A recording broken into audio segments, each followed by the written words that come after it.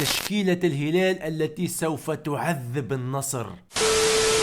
تحياتي أصدقائي، مرحبا بكم في فيديو جديد سنقدم لكم فيه تشكيلة الهلال ضد النصر في المباراة المرتقبة، التشكيلة التي يقدر من خلالها الهلال الإطاحة بالنصر والمواصلة في الصدارة، خاصة بعد التعثر الأخير لنادي النصر. فالصدارة أصبحت بالكلية للهلال، والانتصار في هذه المباراة يعني بنسبة كبيرة جدا البطل الهلالي إن شاء الله. تابعوا معنا الفيديو إلى النهاية. نبدأ أصدقائي بحراسة المرمى، وفي ظل استمرار غياب ياسين بونو الربيعي قاعد يقدم في أداء ممتاز وكلين شيت في آخر مباراة. في دفاع الهلال تمبكتي وأكشاشيك ممتازين جدا، والمباراة اللي فاتت بصراحة شفنا أنه ثم تفاهم، بدأ هنالك تفاهم وتناسق بين اللاعبين الاثنين. على اليمين اليامي، على اليسار تيو هرنانديز. اخطأت في المباراة اللي فاتت، ما انتبهتش انه تيو هرنانديز خذ ورقة صفراء وعوقب في المباراة اللي فاتت ويرجع في مباراة النصر. افتقدنا تيو هرنانديز وخاصة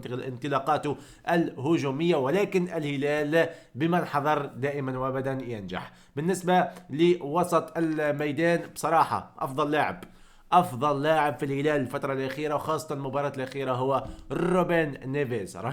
رهيب وسجل هدف ممتع في المباراه اللي فاتت. تصويبه كانت صاروخيه من اروع وابدع ما يكون.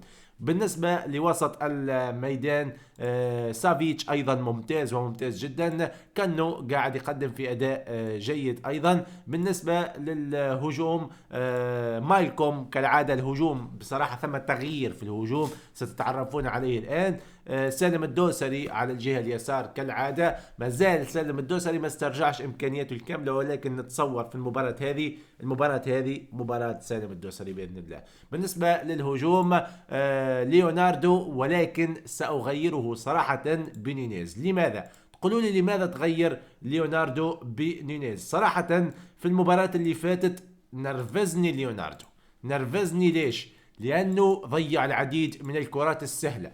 كرات سهلة بالنسبة لليوناردو ضاعت سبهللة بدون أي يعني مبرر. فهمتوا؟ نينيز اوكي مش احسن حاجه، ولكن على الاقل سجل وعنده معنويات اقوى من ليوناردو. نتصور انه لو يبدا بنينيز احسن، لانه عندنا الاطراف مهاريين ويكون عندنا مهاجم قوي في وسط دفاع نادي النصر. شكرا لكم على المتابعه، شاركونا توقعاتكم لنتيجه المباراه في قسم التعليقات، والسلام عليكم.